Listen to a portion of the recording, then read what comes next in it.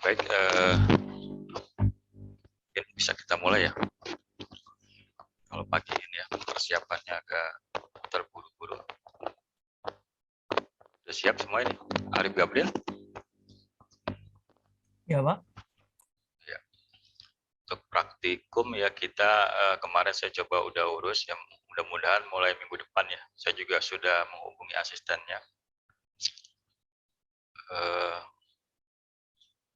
Kemarin ya saya coba untuk ketemu ketua program studi untuk sudah boleh dimulai atau belum. Ternyata dari PPSDK laboratoriumnya belum buka dan baru pertama kali ini ya mulai ada jadwal buat pegawai PPSDK itu per 2 kali seminggu, dalam seminggu itu 2 kali ya. Saya kebagian hari Kamis dan Jumat. Baik, mungkin kita bisa mulai. Assalamualaikum warahmatullahi wabarakatuh.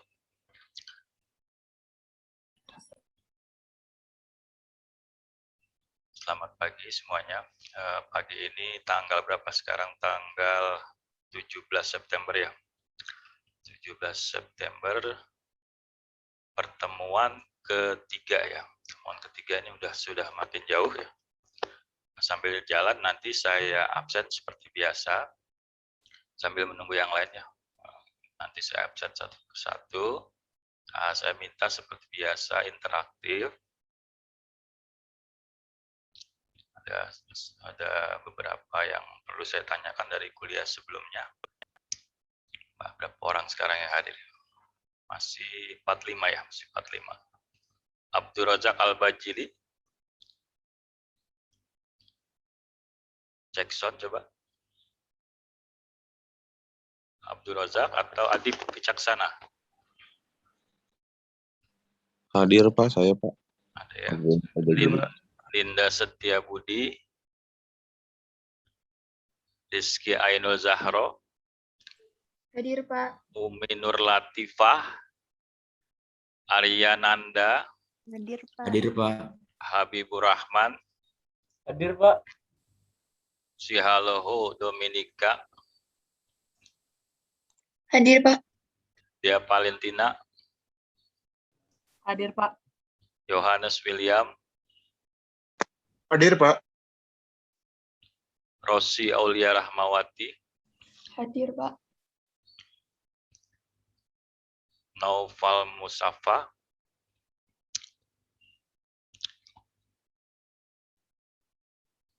Belum 50 ya. Paujan ada Paujan? Hadir Pak. Terus dikasih tahu yang lain? Sudah Pak. Karena pagi itu ya. Kita panjang pagi ini nih. Kita tunggu dulu sampai 50. 43 lah turun lagi tuh. Kalau banyak apa gini cuaca ya? Lift masuk lift.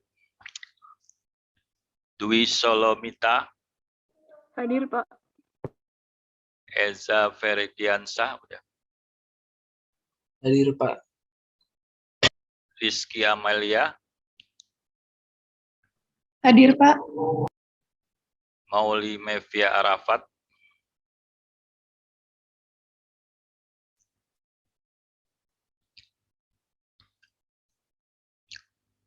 Ivan Setiawan. Sudah berapa sekarang? Hadir Pak. 45. Kayaknya maksimal 45 ini. Tinggal 1 menit lagi. Devina Blestama. Hadir Pak.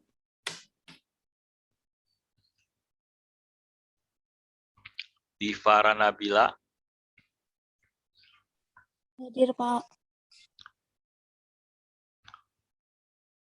Saya coba munculin dulu. Siap. Paujan ya sudah. Rizky Ainul Zahro, Fani. Kemudian Putri Ana Dwi Wulandari. Hadir Pak.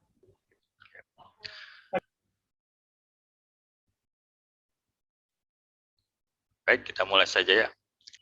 Ya, sebelumnya perkembangan dari komponen elektronika itu kan yang paling menjadi perubahan besar ya di dalam sejarah itu waktu dimulainya ada komputer ya, kalian tahu komputer ya, komputer dulu itu sebesarnya satu ruangan.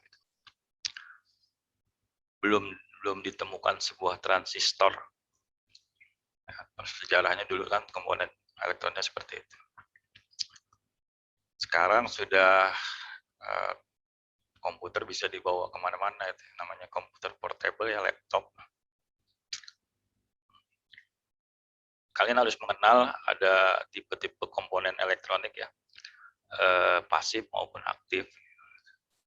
Mana yang termasuk, nanti kita jabarkan mana masuk komponen elektronik yang bersifat pasif dan aktif ya. Sepanjang ini perkembangan elektronika, kita lihat IC juga. IC itu merupakan tadi berbagai rekayasa transistor. Kemarin kan sudah dibahas ini ya sebenarnya ya, komponen pengolah sinyal ini.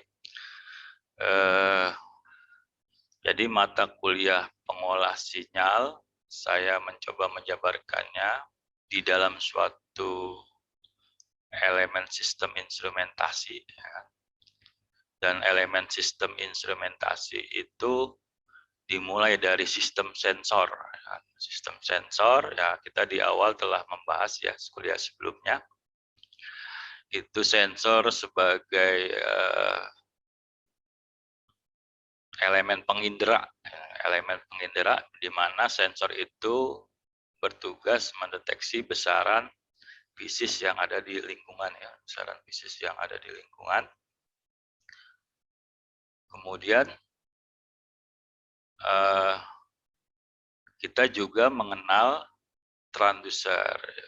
Jadi kenapa perlu ada transducer? Karena sensor baru mengindera besaran yang belum bisa diproses, dikelola untuk transmisi lebih lanjut. Ya. Makanya perlu ada transducer yang mengubah energi tadi menjadi energi listrik. Energi yang bisa dikelola tadi, energi yang bisa ditransmisikan lebih lanjut. Sehingga sensor merupakan bagian daripada transducer input. Tadi sampai di ketika sensor mengubah menjadi sinyal besaran listrik sehingga disebut sensor bagian daripada transducer, karena di awal dia sebagai input, transducer input akan dikelola menuju prosesor juga belum bisa, gitu kan. Jadi perlu ada rekayasa sinyal lagi, rekayasa sinyal, manipulasi sinyal, di mana sinyalnya misalkan kalau ke digital itu kita lihat tipe digitalnya juga yang kompatibel dengan digital controllernya. Itu kita mengenal prosesor sekarang ini banyak, mulai dari PLC ya, PLC, Arduino, Raspberry gitu. Itu kita perlu sinyalnya diubah lagi. Nah, dirubah, kalau dia memerlukan sinyal digital berarti analog to digital converter. Itu jadi elemen sistem informasi itu dimulai dari transducer input itu. Ada elemen berikutnya ini kan, elemen converter ya, jadi elemen untuk mengubah sinyal-sinyal. Ada pengkondisian, ya kan? Pengkondisian itu terdiri dari penguatan filter, ya, pemrosesan sinyal.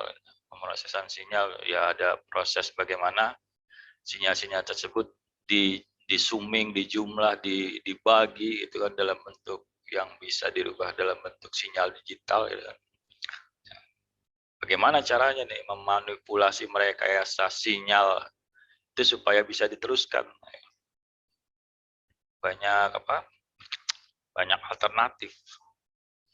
Nah, kalau di fungsi matematis kan kita kenal dengan fungsi penjumlahan, pembagian, zooming, diferensiasi, nah itu sinyal itu diaduk-aduk sampai keluar satu sinyal yang bisa ditransmisikan dan kompatibel dengan prosesor. Nah, dari proses itu sendiri juga nanti akan dilakukan jadi rekayasa kembali ke sinyal dari digital tuh analog. Ini mohon izin dulu ya, saya tuh sering ya kalau pagi itu lupa absen ya. Daripada nanti saya kena tegur, saya absen dulu.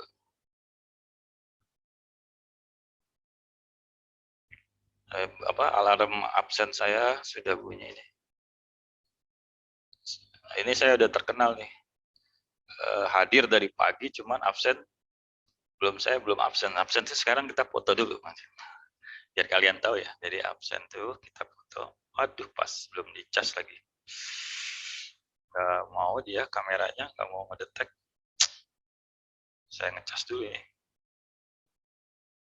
Insya Allah. Luar biasanya. Gangguannya banyak sekali nih hari ini. Tadi sampai di mana tadi itu?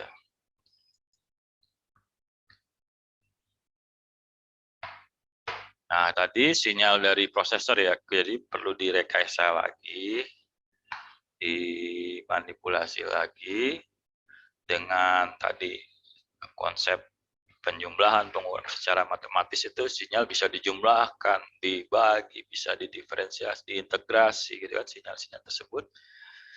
Intinya harus dalam keluaran yang bisa diteruskan ke bagian yang lainnya dari elemen sistem interpretasi itu panjang ya. Sampai ke aktuator tentunya. Di aktuator tadi ada fungsi apa? Fungsinya belum bisa ditransmisikan karena belum dipekuatkan lagi, belum difilter lagi.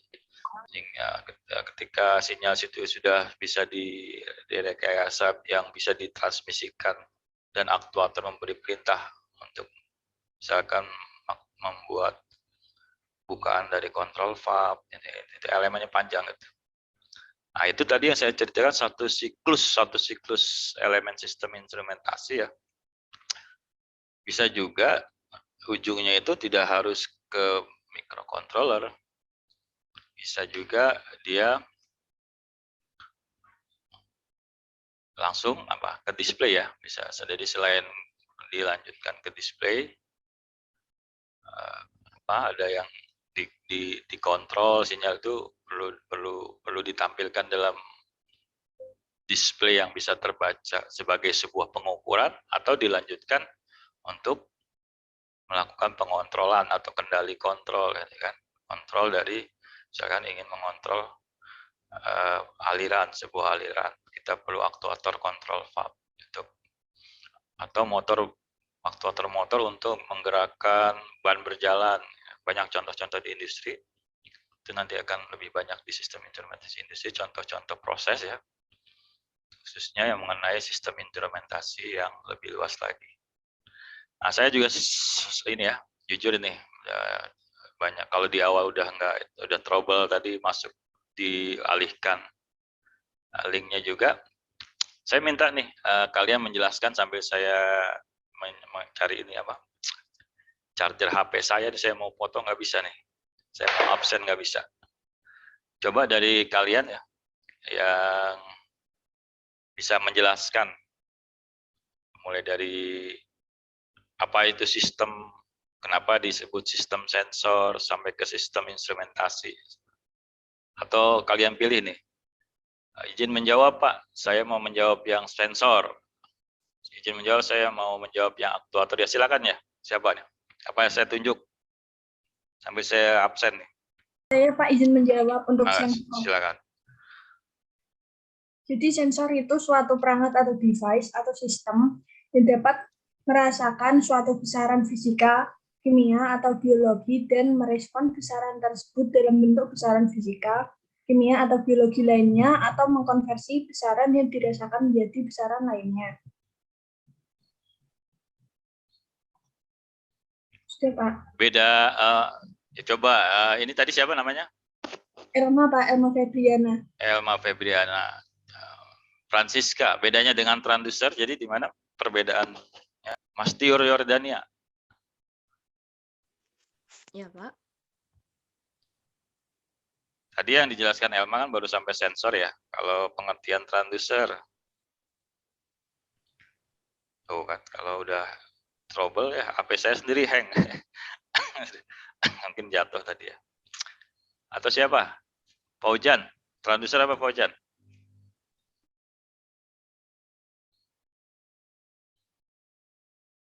Ini belum interaktif semua nih. Sama apa seperti saya kalau di awal trouble linknya jadi udah nggak fokus ya. Izin menjawab, Pak. Ya silakan. Saya Tasya Hidayah. Jadi transducer itu adalah suatu alat atau perangkat yang dapat mengubah suatu energi atau besaran fisika ke bentuk besaran yang lainnya. Kemudian dari suatu energi yang diubah tersebut ada suatu sinyal yang masih lemah, jadi perlu menggunakan penguat seperti amplifier, seperti itu, Pak. Setelah dikuatkan, ya kan, sensor itu dikuatkan, terus difilter supaya sinyalnya itu, aduh, suara apa tuh? Ada tamu ya. Bisa ditransmisikan ke fungsi selanjutnya ya. Jadi makanya dia disebut sebagai transducer input. Nah, dari transducer input ini kita mengenal transducer output. Nah, ada yang bisa jawab nih, transducer output itu apa ya? Izin menjawab, Pak. Sebelum saya tunjuk. Izin Ya, menjawab. silakan. Kalau transducer output itu aktuator, Pak. Transducer itu output aktuator. Ya, Aktuator itu kan masih, ya silakan lanjutkan. aktuator bisa disebut juga sebagai transducer output gitu, Pak. Ada yang mau menambahkan? Izin menambahkan, Pak. Mungkin. Ya, nama dan ini ya, NIM ya. Nama saya Dea Valentina dengan NIM 07, Pak. Menurut Menurut saya transducer output itu yang memiliki kemampuan mengubah sinyal listrik menjadi berbagai macam bentuk energi lainnya, Pak. Kalau input dari energi lain ke bentuk tegangan listriknya, Pak. Ya, coba diulangin tadi, maaf saya kurang konsen tadi. Coba diulangin transducer output. Transducer output itu yang memiliki kemampuan mengubah sinyal listrik menjadi berbagai macam bentuk energi yang lain, Pak. Dia ada fungsi penguatnya juga kan. Transducer itu kuncinya ada fungsi penguat, fungsi harus disebutkan, jangan sampai nggak disebutkan. Sensor kalau ada fungsi penguatnya nggak jadi transducer, aktuator nggak disebutkan fungsi penguatnya, perlu dikuatkan juga. Komen ke arah, jadi ada perintah komen ke arah aktuator untuk bekerja.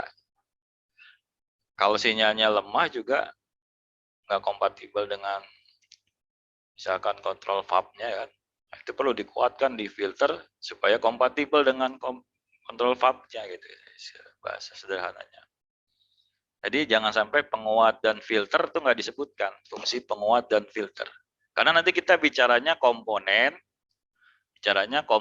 pengolah sinyal, itu nanti mana yang termasuk merekayasa disebut menguatkan itu, atau memfilter. Fungsi filter pakai apa sih nanti nanti itu pertanyaan nanti dijawab sampai selesai, itu bisa kejawab nanti.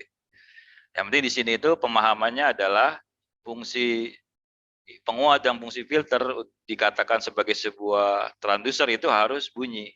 Ya. Dengan bahasa apapun ya, kalau saya nggak harus letterlock seperti definisi. Nanti kalau misalkan kalian ujian, letterlock seperti definisi yang ada di buku lebih bagus. Dari sisi konsep yang saya sampaikan tadi, kalau kalian tidak menyebutkan sensor itu mengindera tanpa ada prinsip penguatan, nggak berbunyi, filternya sinyalnya nggak dikuatkan, nggak difilter, itu nilainya belum sempurna. Itu transducer, baik transducer input maupun transducer output. Jelas ya sampai di sini ya. Nah, berarti kalau kalian sudah mengenal konsep itu, ada sensor, ada sistem sensor, harusnya bisa jawab dong. Bedanya, ya tadi pengertian sistem dulu, ada yang tahu pengertian sistem? Ada yang mau jawab? Izin menjawab, Pak. Ya, silakan.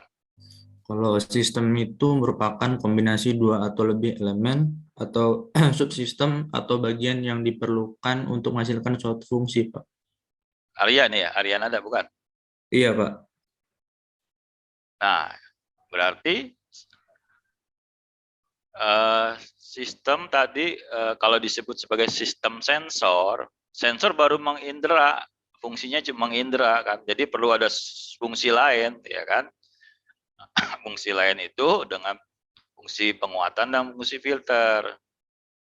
Nanti komponennya, kita masuk ke baru, kita enak nih masuk mata kuliah yang baru, judul yang baru kan, masuk ke komponen pengolah. Untuk penguatan dan filtering itu bagaimana sih? Nah, nanti ke sana tuh. Ya sepakat ya, sistem sensor berarti bicaranya sudah ada fungsi lain. Kalau sensor ya mengindera bersara fisik. Nah, ada fungsi lain sehingga sistem sensor itu bisa disebut kalau dia sudah ada fungsi, kalau sudah ada fungsi penguatannya, ada fungsi filternya, bisa disebut transducer. Itu konsepnya gitu ya. Nah, kita bicara penguatan dan filter butuh komponen apa sih komponen untuk penguatan dan filter, nanti kita kenal ya kan. Ini sebagai pendahuluan. Ini sudah terdefinisi, sensor atau transducer adalah elemen yang dipakai untuk mengukur besaran fisik. Itu sensor tuh. Masih sampai di situ aja sensor, elemen yang dipakai untuk mengukur besaran fisik. Kemudian transducer mengubah sinyal hasil pengukuran menjadi sinyal berbentuk sinyal elektrik ataupun sinyal non elektrik. Nah, transducer ini perlu ada bunyi seharusnya, bunyi penguatan. Sinyal itu perlu karena masihlah perlu dikuatkan, perlu difilter. Definitif ini seperti ini juga terkadang perlu kita kembangkan dengan pemahaman kita ya. Pemahaman juga pemahaman yang baik dan benar. Penguatan itu nanti salah satu contohnya adalah jembatan Whetstone. Gitu. Rangkaian jembatan. Nanti ada rangkaian op-amp. Gitu. Kalau rangkaian jembatan Whetstone, dengan sendirinya nanti kalian akan dapat di sistem pengukuran. Kalau masih ada ya sistem pengukuran diganti dengan rangkaian elektronik. Nah, kita bisa memandang penguatan, nanti bisa dibahas juga kalau kalian mau ya. Cuman saya ngejar yang sudah ngejar sub-sub bagian yang saya mau ajarin itu jangan sampai yang penting-penting malah nanti kelewat gitu. Ini sudah jembatan Whetstone ini, nanti ada jembatan AC, ada jembatan DC ya, untuk penguatan sinyal bisa digunakan dengan prinsip keseimbangan tadi, besaran elektrik. Ada interposing relay, jadi sensor yang sudah include dengan relay, sehingga bisa langsung ke sinyal discrete elektrik. Nanti contoh itu bisa di sistem otomasi nih, lebih banyak interposing relay itu nanti ada mata kuliahnya sistem otomasi. Sekarang lagi berubah lagi dengan nama sistem instrumentasi 2. Dan ini ada sistem instrumentasi 1 dan sistem instrumentasi 2. Akan menggunakan banyak prinsip-prinsip relay, di mana dia bisa berkomunikasi dengan alat lain, gitu, dengan fungsi lain. Nah, fungsi level itu contoh prosesnya. Kita lanjut. Nah, kemudian transmitter. Nah, atau ya bisa kalian nanti kalau dalam menjawab saya udah bicaranya kan udah mau UTS ya. Kalau menjawab pengertian sensor transducer, sistem sensor, ketika dia sampai kepada pengertian transducer, harus bunyi penguatan dan filtering. Tapi kalau udah bunyi transmitter, dengan sendirinya transmitter itu harus diterjemahkan sinyal yang dikuatkan difilter, kemudian dirubah ke dalam bentuk yang bisa ditransmisikan ke fungsi selanjutnya untuk dikelola kepada sinyal yang lebih lanjut. Mau ke display, mau langsung menunjukkan pengukuran bisa, mau ke fungsi kendali kontrolnya bisa. Nah, ini menjadi sinyal standar instrumentasi untuk ditransmisikan ke perangkat otomasi ya, bisa ke perangkat otomasi ya kan, ke kendali. Ini aja saya jawab lebih lengkap dari definisi yang ada ya kan. Nah, kalian bagus mengembangkan dari definisi yang ada, tapi tidak keluar daripada konsep yang benar. Gitu. Transmitter terdiri dari perangkat amplifier dan filter. Sudah jelas ya? Transmitter, apalagi sampai kalian menjelaskan, transmitter terdiri dari perangkat amplifier dan filter. Artinya ada penguatan dan filter. Itu akan nilai plus lagi kalau kalian menjelaskannya detail gitu kan. Konsep-konsep yang pernah saya sampaikan. Nah, filter itu ada perangkat penghilang noise. Ketika sudah besar, sudah kuat, sudah nggak lemah, kalau masih ada noise, ada frekuensi tinggi, kompatibel nggak nanti dengan fungsi selanjutnya gitu? Kompatibel tidak dengan fungsi selanjutnya. Makanya dia perlu ada filter ya kan. Kalau mau masuk ke digital controller perlu analog to digital converter.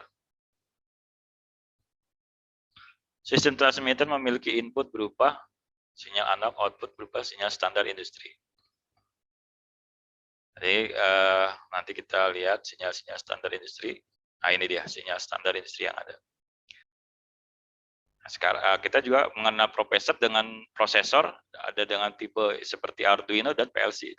Itu kalau sinyalnya dari sisi range frekuensi yang berbeda itu udah sensor yang digunakan di Arduino belum tentu bisa dipakai di PLC.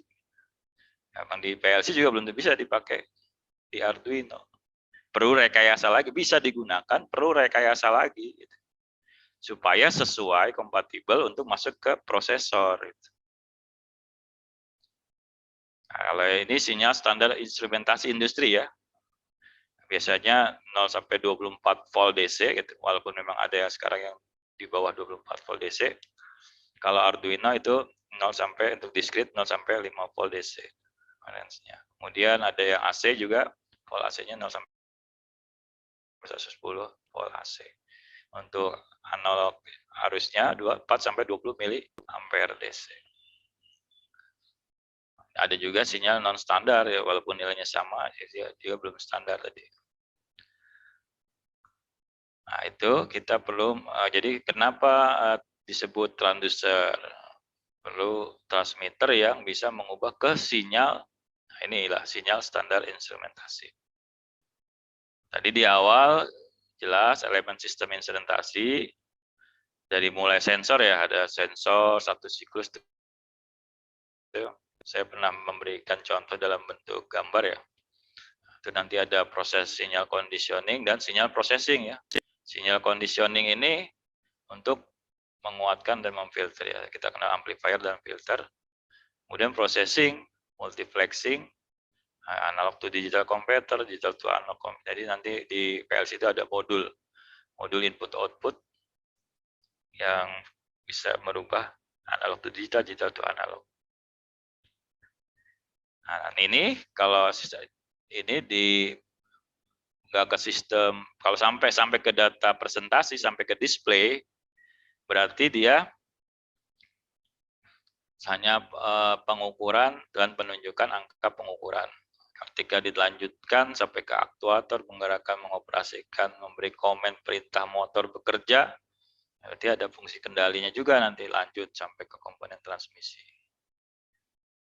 Komponen transmisinya, nah ini mulailah kita harus mengenal komponen-komponen sebagai pengolah sinyal ya. Nah itu tadi kuliah pertama ya, catatan-catatan penting tadi. Ini saya langsung kasih kisi-kisinya tadi. Ya, itu jangan sampai itu jadi catatan. Sekarang kuliah kedua.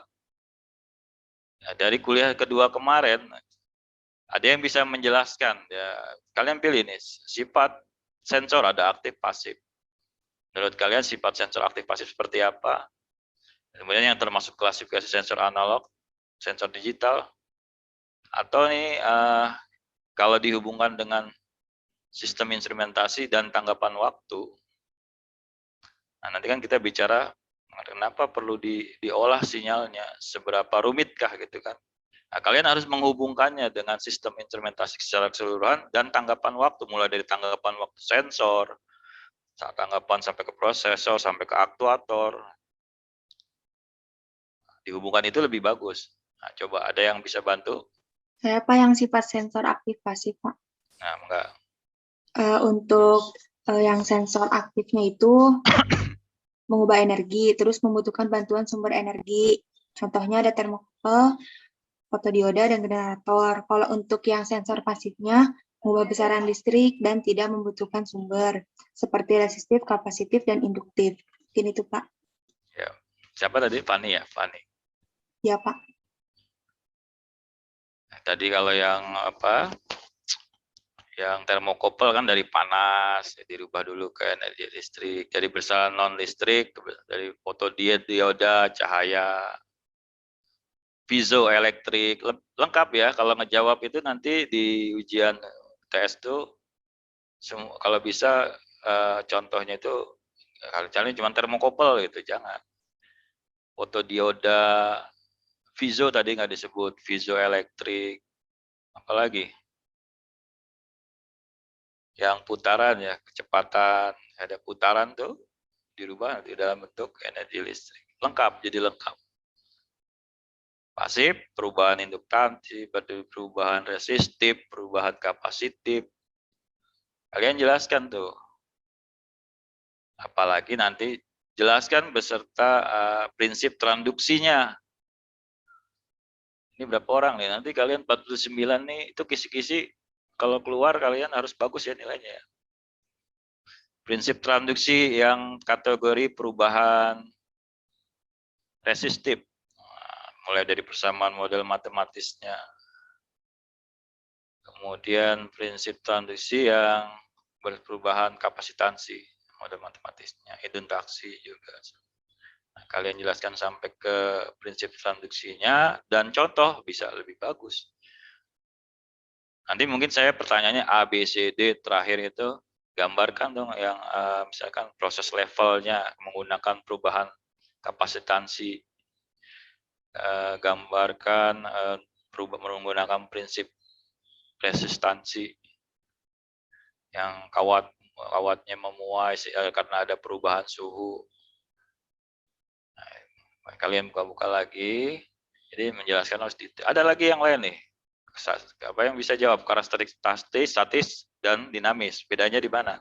Di sini jawab, Pak. Ya, nama NIM Aulia NIM 06.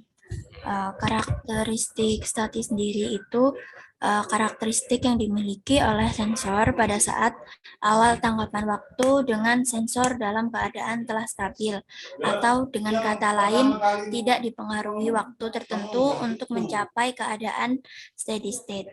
Sementara karakteristik dinamis sendiri adalah karakteristik yang dimiliki oleh sensor pada saat keadaan akan siap atau keadaan transient atau sementara.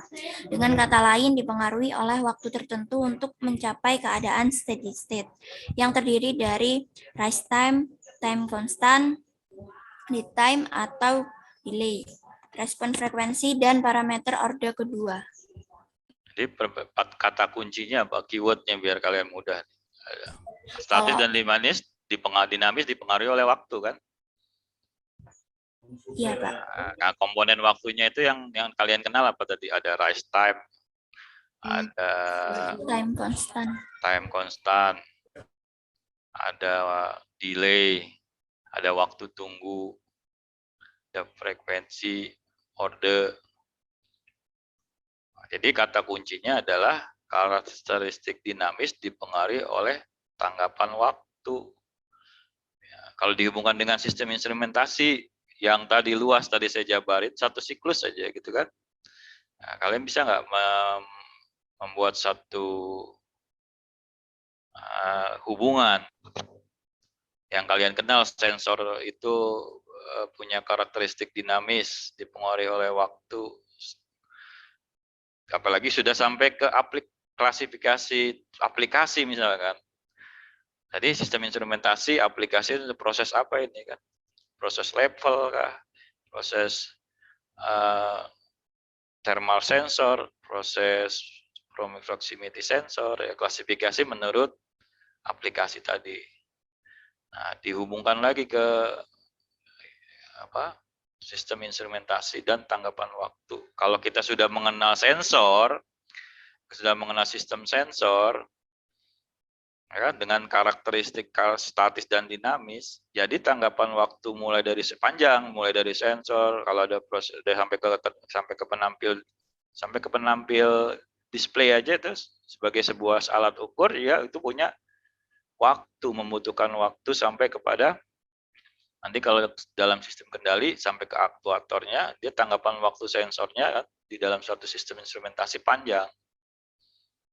Nah, sekarang kita fokus di tanggapan waktu sensor yang kuliah kemarin. Kuliah kemarin itu fokus di tanggapan waktu sensor kalau karakter dinamis. Ketika sensor pH membaca dengan karakter dinamis, dia tidak bisa langsung bisa sebagai titik pengukuran sudah bisa dibaca. Tunggu dulu, ada waktu tunggu, waktu tunda, time constant dulu di awal. Time constant itu dia baru 63% mencapai stabil, itu juga belum boleh diambil datanya, belum. Nah, kalau dia masih ada waktu tunggu, misalkan contoh untuk klasifikasi aplikasi suhunya, minta untuk thermal sensor ya. Ada 2 jenis juga yang pernah nah itu kalian kalau menjawab tuh, kalau misalkan menjawab itu sampai contohnya lebih bagus. Contoh kemarin termometer gelas. Dia dengan menggunakan prinsip kerja itu yang perpindahan kalor, ya kan? Dia ada prinsip penyimpanan energi di materialnya sehingga dia membutuhkan waktu untuk proses perpindahan kalornya tadi. Sampai dia dapat skala terkecil dari termometer gelasnya, misalnya ketelitiannya 1 derajat dalam waktu sekian, apakah sudah stabil, sudah bisa dibaca, dibandingkan dengan apa misalkan? Dengan digital termometer.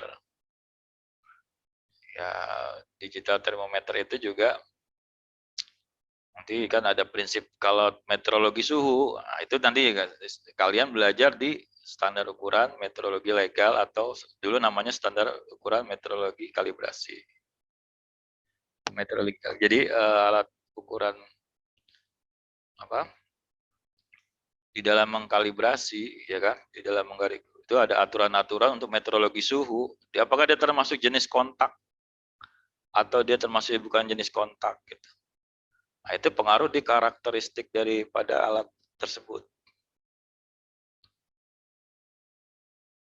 Ini jadi ini apa?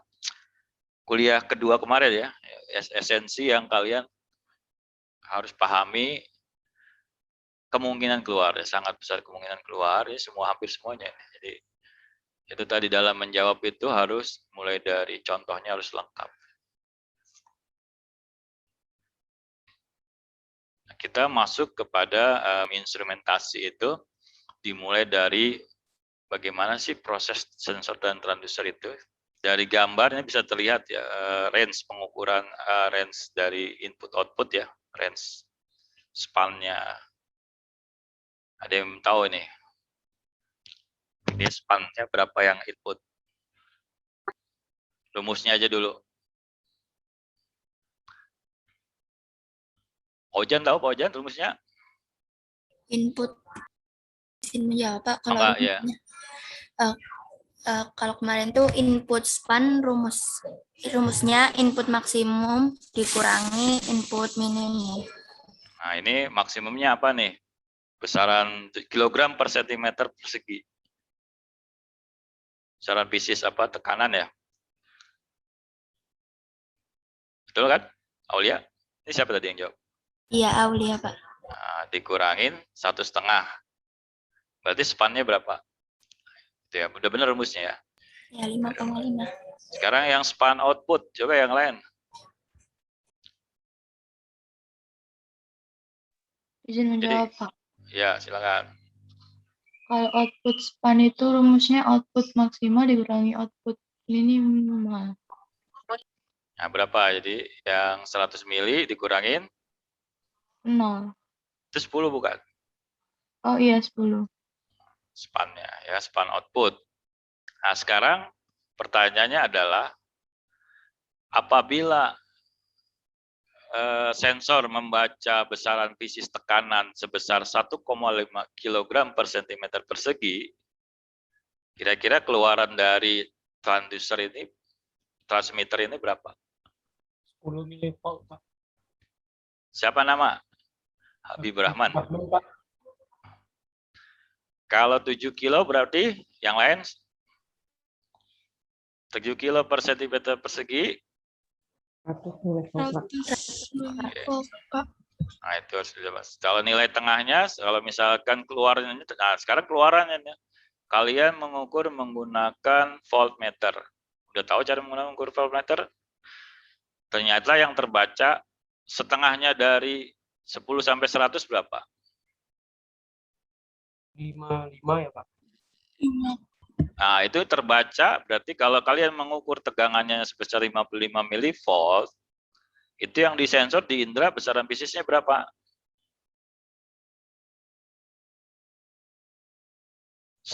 Setengahnya juga ya. Benar nggak? Dia, benar dia? Dia belum ada suaranya nih. Koordinator tim 1. Nanti kita asistennya Muhammad Gani Akbar, kenal nggak? Ya udah lulus ya. Saya minta bantuan karena banyak yang nggak mau mengganggu mahasiswa yang sedang KPL. Saya ngambil yang sudah lulus ya, yang sudah lulus. Kebetulan dia bersedia. Arif Gabrin. Kumaha Arif Gabrin?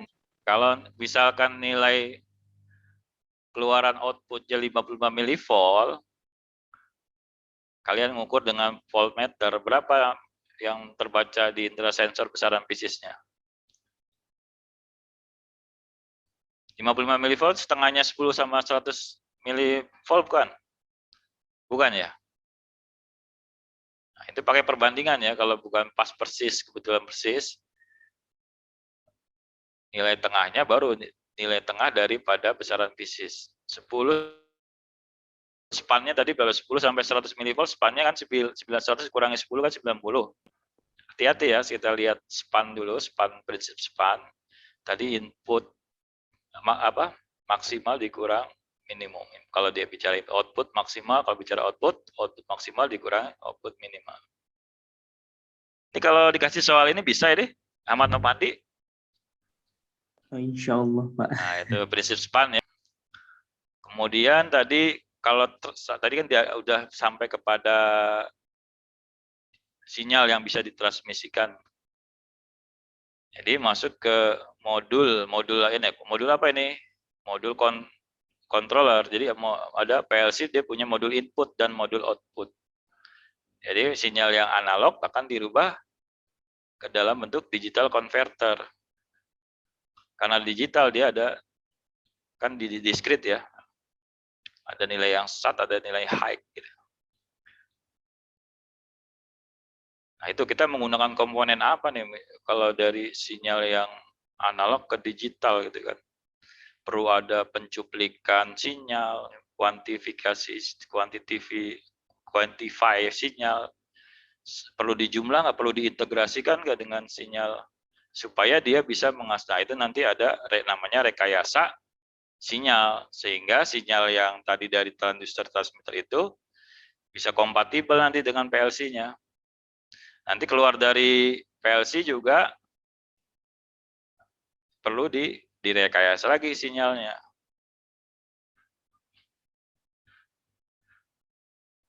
Modul output ya kan, nanti ada rekayasa dari ini. Oh, ini ke perangkat komputer ya. Perangkat yang mengumpulkan pemrosesan data pengukuran pada dalam operasi ya. Semua masuk kepada sistem komputer ya, ini bisa diganti dengan digital controller PLC. Kalau menggunakan komputer dia ada buffer juga yang masuk ke perangkat komputer. Kalau ke PLC ya, dia sesuai dengan sinyal yang sesuai dengan PLC. Nah, ini kemudian diteruskan ke modul output daripada PLC. Jadi modul output itu yang merubah dari digital ke analog. Ada sinyal conditioning juga kan? Nah, tadi karena dia transducer output. Ini kalau diuraikan dalam bentuk gambar tuh sinyal-sinyal yang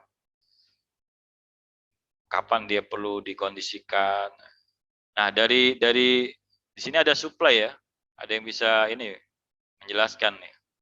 Pentingnya supply ya. Jadi setiap perangkat mulai dari sistem sensor itu dia butuh supply juga.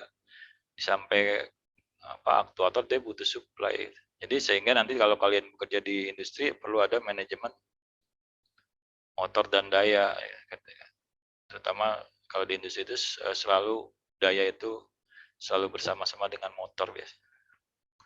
Nanti itu kalian belajar di sistem instrumentasi industri. Kemudian masuk ke aktuator gitu. Ini jenis aktuatornya apa juga. Kita sebenarnya dari prinsip spesifikasi teknik konstruksi yang pernah kalian belajar di dimensi itu, di sini juga berlaku. Kalian harus melihat bagaimana konstruksi daripada kontrol valve, spesifikasinya bagaimana. Dia apakah termasuk jenis yang bisa langsung kayak solenoid valve, ada besaran listrik, ada yang pneumatik gitu kan. Jadi dia butuh positionir untuk tadi dari besaran yang bisnis berupa tekanan berapa PSI, dia perlu ada regulator supaya untuk menggerakkan bukaan valve itu dengan namanya positioning. Nah ini juga nih prinsip span juga. Jadi setiap perangkat mulai dari sensor itu sampai ke aktuator dia punya span juga. Dan misalkan keluaran alirannya itu 50%-nya ya, 50%. Berarti dia sinyal ya di nilai tengah dari 0 sampai 100% kan. Sekitar 12 miliampere. Nah, ini bicaranya udah span. Ketika diketahuinya bukaannya 50%, bukaan kontrol valve, aliran dengan aliran 50% yang keluar. Kalau kalian mengukur arusnya itu nilai tengah dari 4 sampai 20 miliampere. Paham ya sampai sini ya? Kalau ada yang belum paham, ditanyakan aja.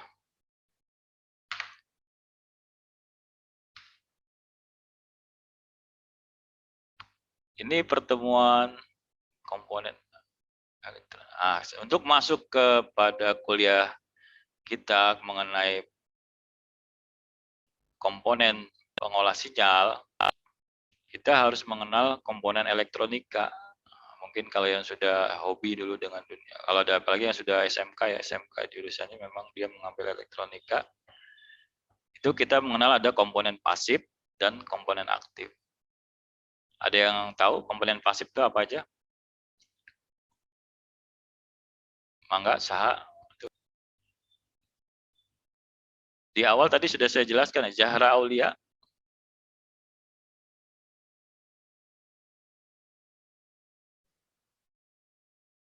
Atau Wahyu Nurani?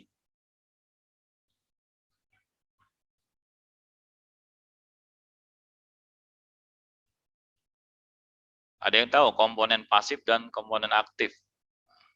Kita di dunia elektronika mengenal komponen pasif dan komponen aktif.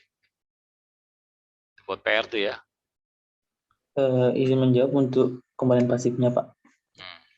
Mungkin komponen pasifnya seperti resistor, kapasitor, induktor, dan lain-lainnya. Siapa nih? Ahmad Nopandi, Pak. Tahu ya. Aktifnya masa nggak tahu sekalian aktifnya apa? Selain itu, yang kalian kenal komponen elektronika selain resistor, kapasitor, enggak yang lain siapa?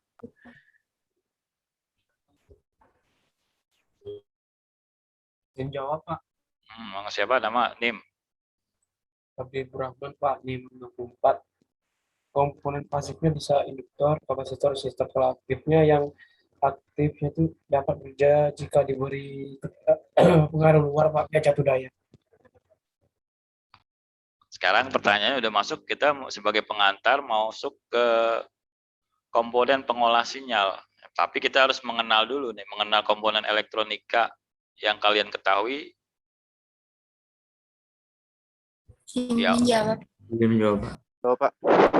Enggak, siapa?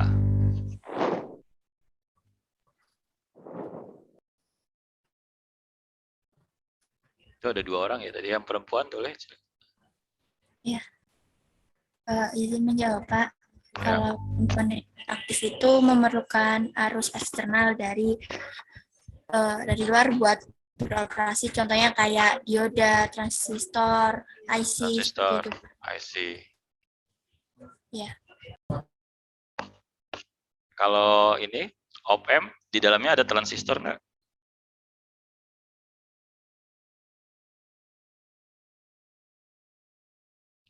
Gabungan daripada beberapa transistor, dioda.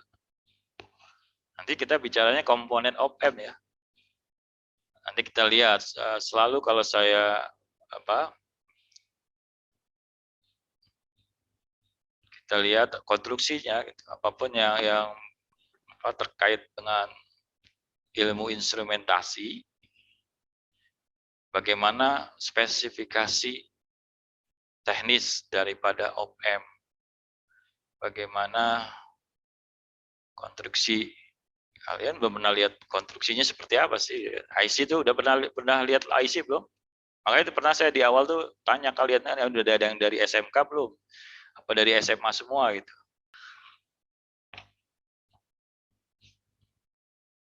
Tadi udah jelas ya, komponen pasif, resistor, induktor, kapasitansi, komponen aktif, transistor, IC.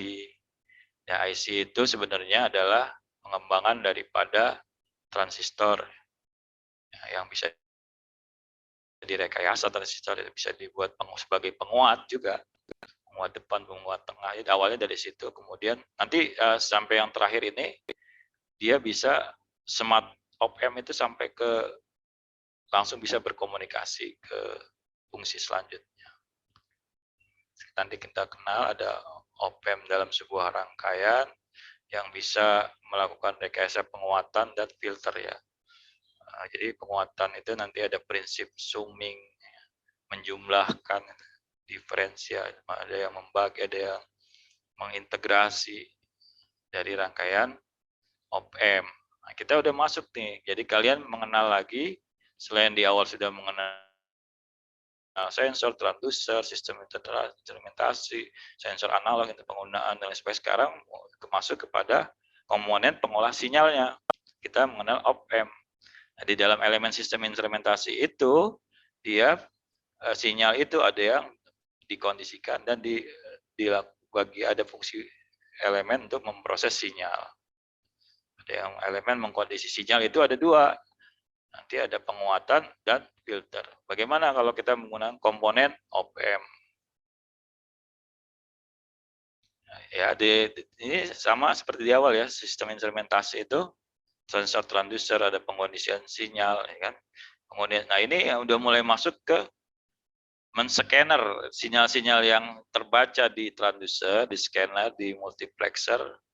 Nanti kan mau diubah sinyalnya kalau masuk ke perlengkapan ini ada pemrograman kedua, dia masuk ke apa, ke kendali apa ke unit pencatat, bisa ya, bisa langsung, bisa ke controller, bisa ke pencatat digital, jadi langsung ke display juga bisa.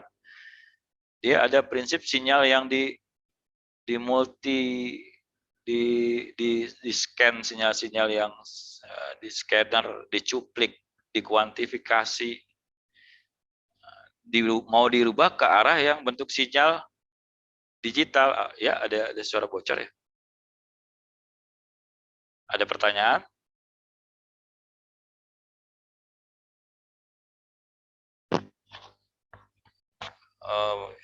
Kita masuk mau ke analog to digital ya, perlu di scan. Sinyal yang dari transistor itu di scanner, ada kuantifikasi, ada summing, ada diferensial. Nah, itu nanti kita mengenal konsep-konsep untuk merekayasa sinyal sampai dia bisa dirubah ke dalam bentuk digital. Nah, ini di dunia komponen itu kita mengenal, tadi ada dari awal ada komponen, sampai kita mengenal komputer ya, dari komputer yang besar satu ruangan dengan ditemukan transistor bisa apa, lebih kecil lagi. Tadi kan komponen transistor itu cuma kolektor, emitter, basis. Ada jenis yang PNP, NPM juga kalian harus mulai ya, buka-buka lagi ya ini. Mau tidak mau kalian masuk di bidang metrologi dan instrumentasi itu harus kita masuk kepada sistem elektronika. Harus buka-buka lagi mulai dari komponen elektronik yang kita kenal dikenal sebagai transistor, resistor, dioda, nanti sampai kepada komponen yang menjadi primadona untuk penguatan dan filter. Kalau sebelumnya kan baru sampai kepada, jadi ini dari transistor sampai op-amp, ya, artinya op-amp itu kan gabungan dari beberapa transistor dioda kan, cukup dengan satu op-amp udah kita bisa menggunakan sebagai fungsi penguatan dan filter. Kalau op-amp smart, dia lebih smart lagi gitu, jadi ya lebih sederhana lagi sehingga mudah dibaca di digital controller. Nah, tadi saya bilang kalau prinsip di instrumentasi itu ya kita harus melihatnya dari konstruksi secara teknisnya dulu, spesifikasi teknis sampai konstruksi umumnya. Kalian harus kenal nih bentuk IC-nya, op-amp itu bentuk IC-nya seperti apa, ini bisa dilihat ya. Benar nih hari ini ya. Pointer. Ini ya, yang udah pernah lihat ini IC ini? Melisa?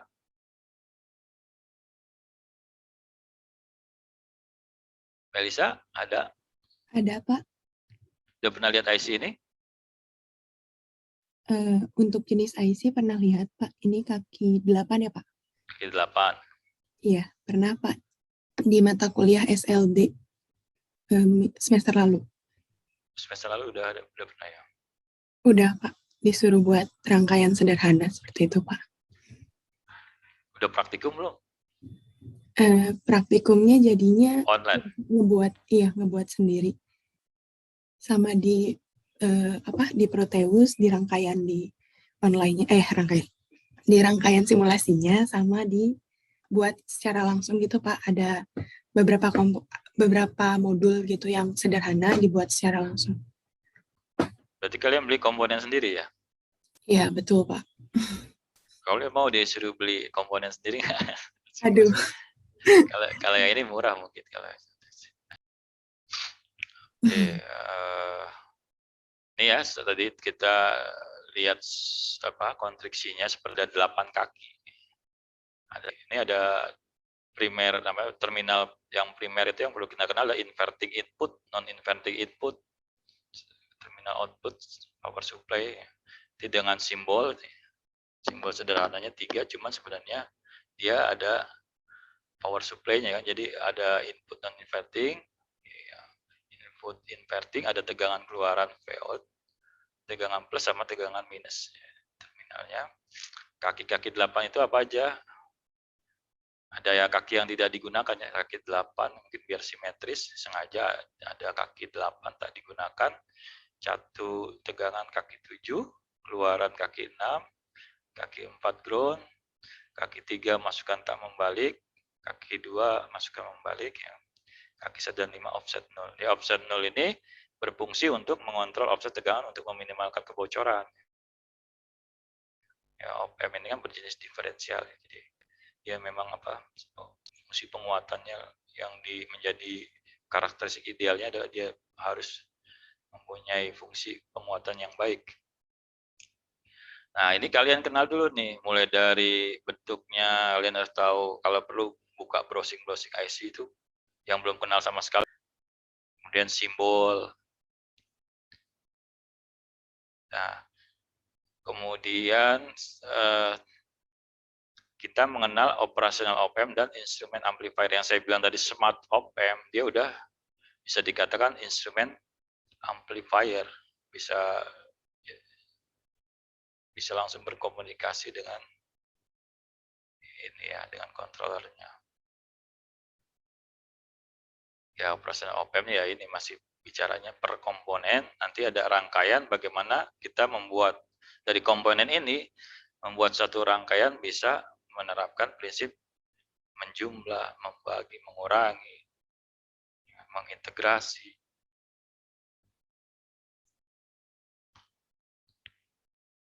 Dan tipe-tipe IC itu ada yang termasuk kategori microcontroller, prosesornya beda, pasti bentuk IC-nya juga kan beda, berapa kaki gitu kan microcontroller. Nah, ini jenis-jenis IC ya. Nah, kemudian apalagi di dalam sistem instrumentasi itu, selain kita tahu konstruksinya, spesifikasi umumnya, kemudian kita perlu mengenal sama dengan sensor ya, karakteristiknya, sifat-sifat op-amp, karakteristiknya, fungsi dan aplikasi sensor. Kalau sensor, kita bicara sensor kan gitu kan. Jadi setiap kita di dalam sistem instrumentasi ingin mengenal sensor, ya kalian harus tahu dulu konstruksinya, spek dari sensornya, dia fungsinya, kemudian karakteristik sensornya bagaimana. Makanya saya bilang tadi, kalau yang sensor yang bisa digunakan langsung kompatibel ke PLC, belum tentu kompatibel ke yang prosesor Arduino. Dilihat dari fisiknya aja udah beda. Apalagi kepada bentuk-bentuk sinyal standar yang sesuai dengan PLC atau Arduino. Nah, ini kita mengenal di op-amp itu. Jadi dia punya karakteristik op-amp ideal. Ya, idealnya op-amp itu kan memang dia sebagai penguatan kan. Open loop gain adalah gain op-amp tanpa umpan balik. Ada yang ideal open loop gain-nya tidak berterhingga. Kita contoh di sini yang tabel yang sudah enak dilihat ya. Ada beberapa tipe IC ya. Ada LM741. Kita lihat nih yang parameter dari sisi open loop gain-nya, input resistannya, output resistan, gain bandwidth, product, CMRR itu tak terhingga. Nah, tinggal kita pilih nanti ada tipe-tipe op-amp mana yang paling dilihat dari input resistan, mana yang paling besar gitu kan. Itu 3 mega ohm, yang 318. Dari sisi output resistan juga di LM318 banyak digunakan LM741 karena harganya ekonomis ya. Nah, kita sudah mengenal karakteristik sifat-sifat op-amp ideal itu bagaimana sifatnya. Perbedaan tegangan input itu adalah 0 sifatnya. Ya, memang sudah sifat dari op-amp. Arus input op-amp 0. Penguat lingkar terbuka tak berhingga enggak kelihatan ya.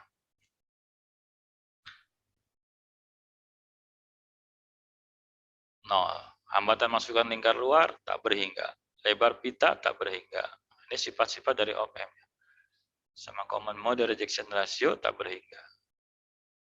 Nah, sehingga nanti sampai kita selain sifat karakteristik fungsi aplikasinya juga kita harus melihat, bisa dibedakan dua ya, ada op-amp untuk sebagai penguat linear, kategori penguat linear itu seperti apa? Kategori penguat tidak linear, yang linear adalah penguat yang tetap mempertahankan bentuk sinyal masukan. Ya, bisa dibayangkan kalau ada sensor dengan transducer, sinyalnya harus dipertahankan sebagai sebuah sinyal masukan ke perangkat yang berikutnya gitu. Nah, misalkan dia menggunakan komponen op-amp, jadi ada penguat linear itu penguat yang tetap mempertahankan bentuk sinyal masukan, dan termasuk ini contohnya ada penguat non-inverting. Jadi kita lihat rangkaian op-amp-nya bagaimana yang termasuk kategori penguat non-inverting, penguat inverting, sama penjumlah diferensial. Dulu juga gitu di transistor, kalau kita ingin membuat sinyal sebagai penguat tengah, penguat depan, itu juga punya rangkaian yang arahnya sebagai penguat linear atau tidak linear. Kalau yang tidak linear, kalau untuk op-amp nih, merupakan penguat yang bentuk sinyal keluarnya tidak sama dengan bentuk sinyal masukannya.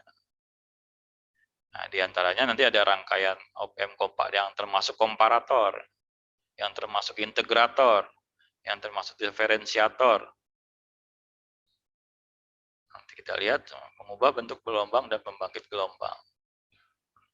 Jadi nanti kalau ditanyakan bagaimana sifat karakteristik fungsi aplikasi, ya ini harus dijelaskan ya. Kemudian ada yang termasuk rangkaian penguat linear, untuk penguat non-inverting tolong digambarkan. Penguat inverting dan penjumlah diferensial. Sama di awal tadi ya, bentuk konstruksinya, kaki-kaki terminalnya ada 8 kaki, itu dijelaskan. Saya sekalian kasih buat kisi-kisi buat UTS ya. Kita lanjut ya. Nah, ini contoh untuk LM741 ya.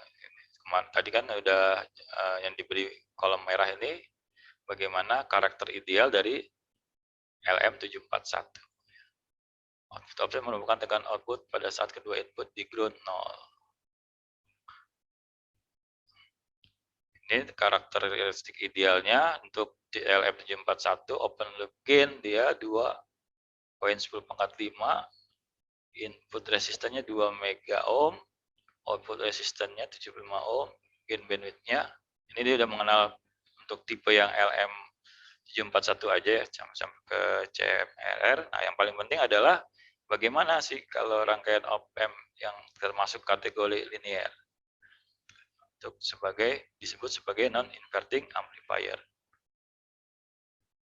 Bagaimana sih kalau dulu transistor sebelum ada op-amp, tolong buat rangkaian yang fungsinya dia sebagai multi vibrator atau osilator, punya rangkaian yang tertentu ya, dengan pemodelan yang dikategorikan kalau op-amp ini non-inverting amplifier. Nah, ini bentuk rangkaian seperti ini sehingga Vout-nya akan berbeda dengan yang inverting amplifier. Nah, kita mengenal dulu perbedaannya. Kemudian mana yang termasuk voltage comparator, rangkaian dari op-amp, voltage follower. Nah, prinsip-prinsip komparator di op-amp ini nanti sebagai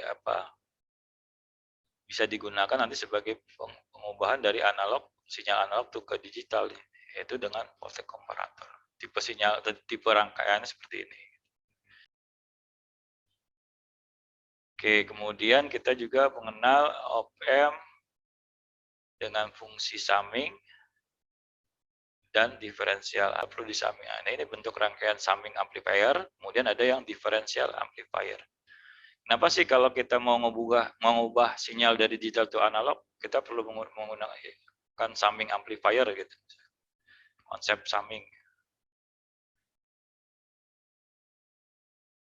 Kalau ke analog kan sinyalnya kan continue, bedanya dengan digital discrete kan.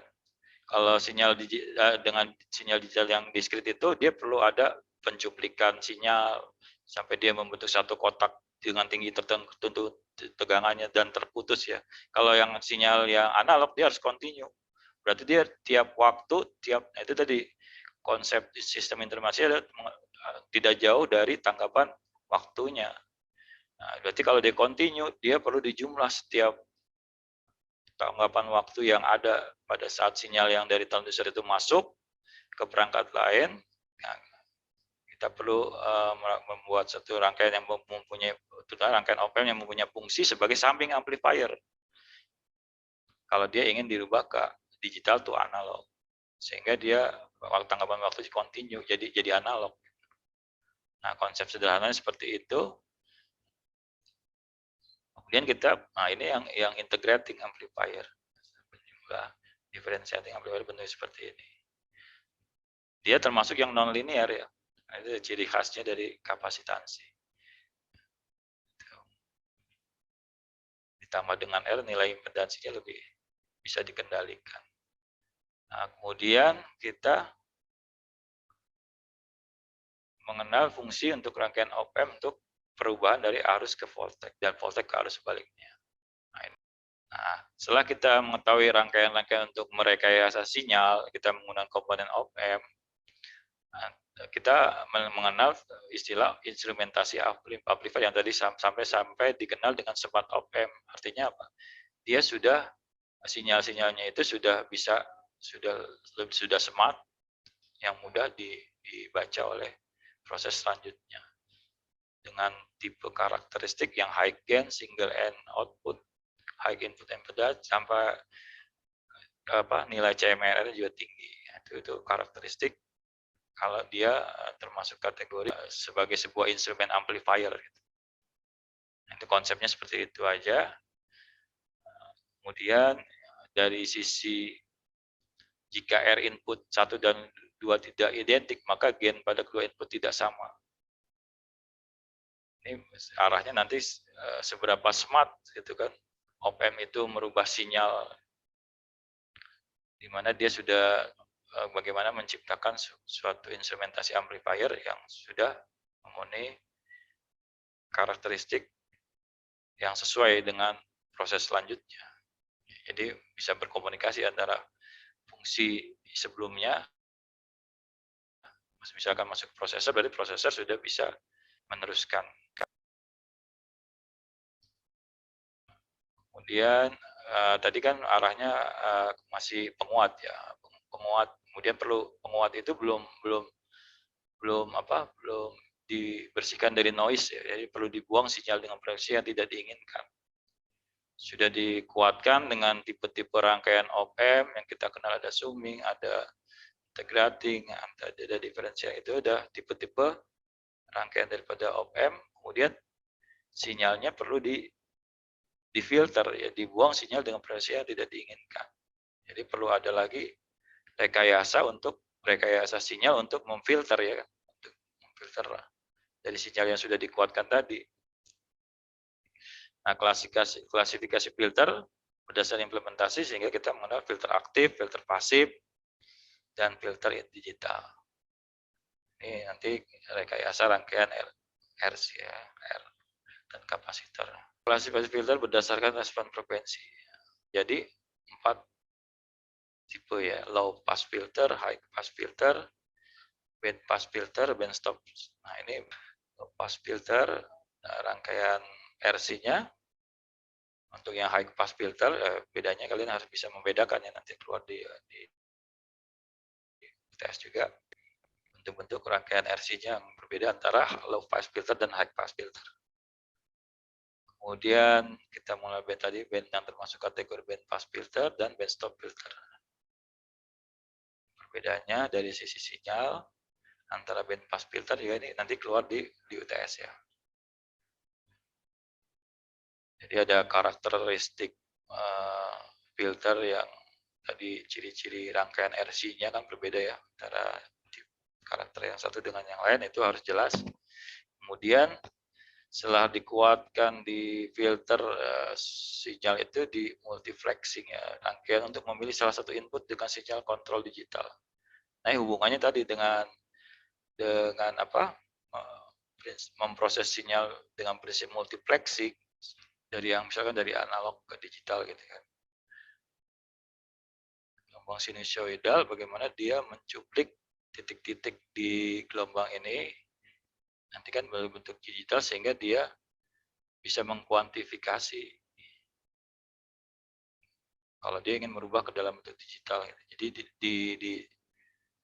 di scanner dulu, ibarat titik-titik yang mau dikuantifikasi itu di scanner dulu, jadi sinyal yang masuk dalam bentuk sinyal sinusoidal nanti jadinya bentuk digital itu, jadi discrete.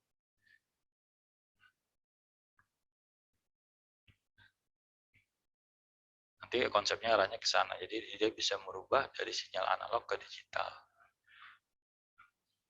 Kita juga mengenal single slope, udah bentuk yang apa? Counter biner, terdiri atas counter biner ya. Tadi saya bilang kalau udah perlu di multiflexing nggak ini? Bentuk single slope atau RAM ADC itu terdiri atas counter biner, komparator analog dengan cara kerja reset counter input analog dicacah ya. Jadi sebelum kuantifikasi kan dicacah dulu gelombang tadi itu, dicacah dulu. Jadi apa? Multiflexing, pencacahan sampai ke bentuk sinyal yang digital itu menggunakan prinsip single slope atau rem ADC. Karakteristiknya relatif lambat karena waktu konversi dapat mencapai 2 pangkatan di mana N adalah resolusi ADC.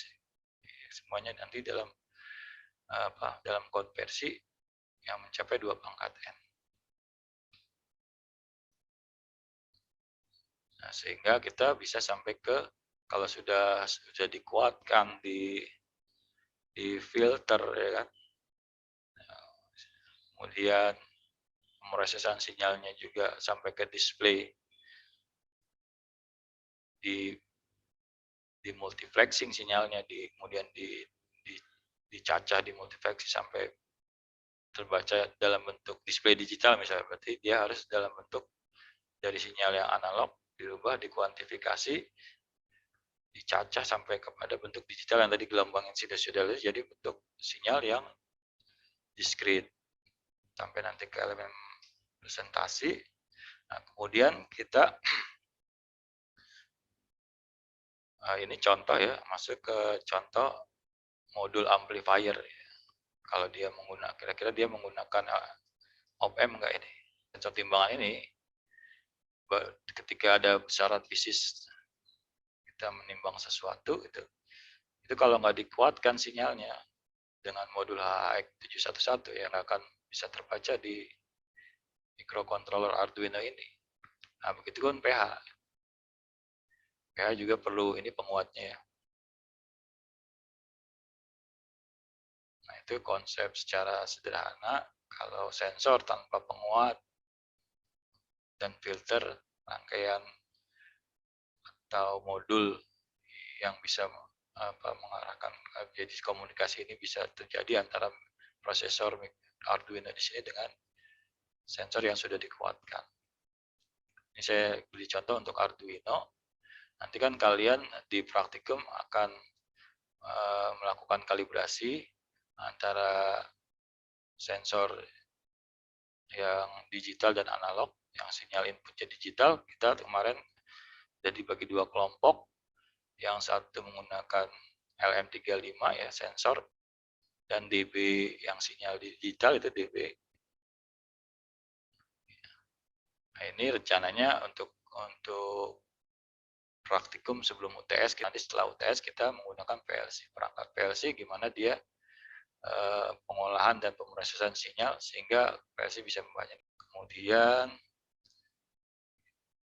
kita coba hitung ya bagaimana tingkat akurasinya ya. Ini sebenarnya sudah dijelaskan di awal ya. Kalian buka lagi. Saya juga mencoba untuk memberikan gambaran bagaimana prinsip menggunakan smart sensor yang sudah ini PLC ya, di smart sensor. Dia mengendalikan flow meter yang ada di sistem instrumentasi industri ini. Nah, jadi kalian nanti bisa dengan praktikum rencananya menggunakan Arduino dan PLC. Jadi lebih mudah kalian membedakan gitu ya prinsip kerja daripada microcontroller Arduino dan PLC yang menggunakan dua sistem sensor yang berbeda. Nah, ini kalau dipakai di Arduino belum ya akan kompatibel ya. Itu pun sebaliknya, yang sensor yang ke Arduino belum tentu kompatibel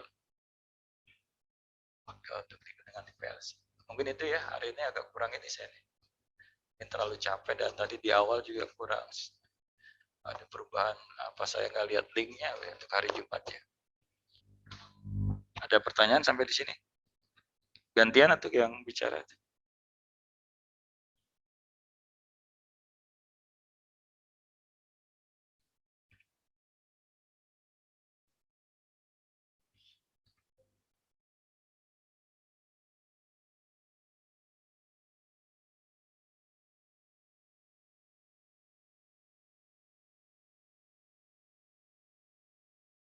Sekarang jam 8.45 ya.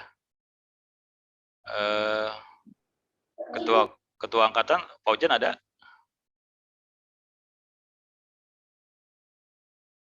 Hadir Pak, hadir. Ini saya kurang fit hari ini. Saya kasih tugas aja. Ini yang di slide ada kuis, tolong dikoordinir. Dari kuis interaktif ini kalian buat di kertas HPS. Menurut kalian pengertian sensor, aktuator, transducer, sistem ini yang ada di slide kalian ada nggak ini? Kalian catat nih. Ini buat kuis hari ini dikumpulkan ke Kudagang aja ya. Gimana Pak Ojan bisa di Kudagang ini yang pengertian 2 slide ya. Ini udah catat sensor. Pak, ya, silakan. PPT-nya akan diberikan kan Pak? Ya. PPT-nya akan diberikan kepada kami kan Pak? yang PPT yang ditampilkan ini? Iya. Kemarin udah belum ya? Belum ya? Kemarin udah di WA grup belum? Udah Pak, tapi belum selengkap yang sekarang disampaikan. Oh iya, nanti di Kudagang aja nanti ya. Gak apa-apa ya, hari ini cukup di sini aja ya. Kita kasih kuis aja ya. Gimana Pak Ojan, gak apa-apa? Gak apa-apa, Pak. Kita sekalian sedikit ada informasi tentang praktikum. Oh ini belum ya, ini. Sifat klasifikasi karakteristik sensor.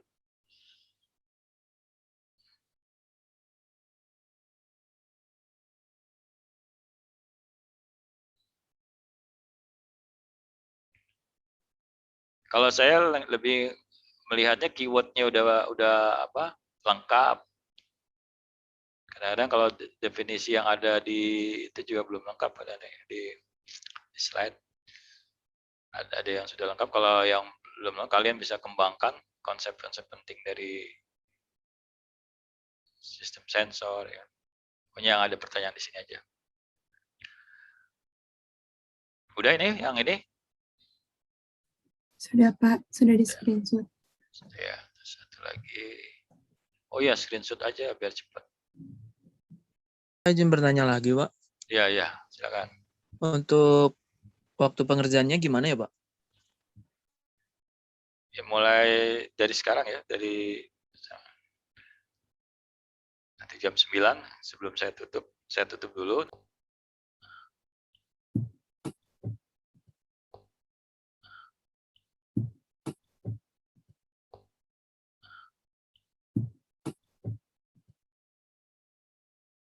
Mungkin itu ya, mohon maaf nih hari ini luar biasanya. Saya kelihatan juga saya kurang fit hari ini. Di awal ada salah link juga. Kita mulai itu, mohon maaf kalau salah dalam menyampaikan kurang berkenan, mohon maaf. Terima kasih atas partisipasi dan bisa hadir di kuliah hari ini. Assalamualaikum warahmatullahi wabarakatuh. Waalaikumsalam. Waalaikumsalam warahmatullahi wabarakatuh. Terima kasih, Pak. Terima kasih, Pak. Terima kasih, Pak. Terima kasih, Pak. Terima kasih, Pak.